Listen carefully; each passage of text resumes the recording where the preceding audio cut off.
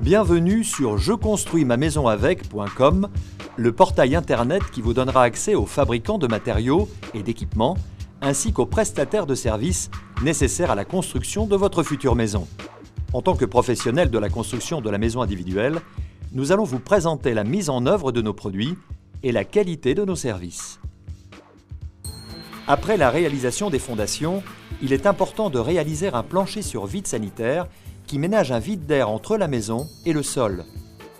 Plus de remontée d'humidité, plus de fissures dues au mouvement de terrain, plus de pollution due aux gaz nocifs émis par le sol, comme le radon. Les rangées de parpaings sont montées sur les fondations.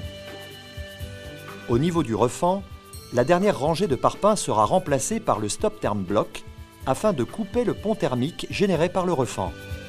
Vient ensuite la pose des poutrelles, selon le plan réalisé grâce au logiciel SEAC Plan, puis les ourdis à languettes qui évitent tout pont thermique au niveau des poutrelles, et enfin, la pose des planelles.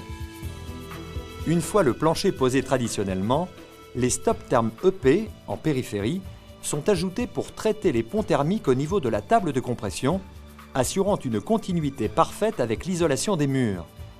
Il n'y a plus qu'à poser le ferraillage et à couler la table de compression. Ainsi, le système SEAC Watt ajouté au plancher isolant permet d'obtenir une isolation thermique parfaite. La première phase de la maison est terminée.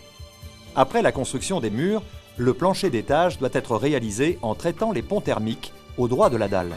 Pour cela, on posera les poutrelles sur les murs, puis les ourdis SEAC bois qui auront comme avantage de participer au traitement des ponts thermiques périphériques. Afin de compléter le traitement des ponts thermiques, on positionnera comme au niveau du vide sanitaire les Stop Term EP en périphérie avant de ferrailler le plancher et de couler la dalle de compression. Dans le cas de la mise en œuvre d'un toit terrasse, le plancher sera réalisé de la même façon que le plancher d'étage en évitant de mettre les Stop Term périphériques afin que les accrotaires soient parfaitement liés à la dalle de compression du plancher. Le SEAC bois permet d'éviter l'isolation dans le plénum sous le plancher qui est génératrice de condensation et donc de moisissure.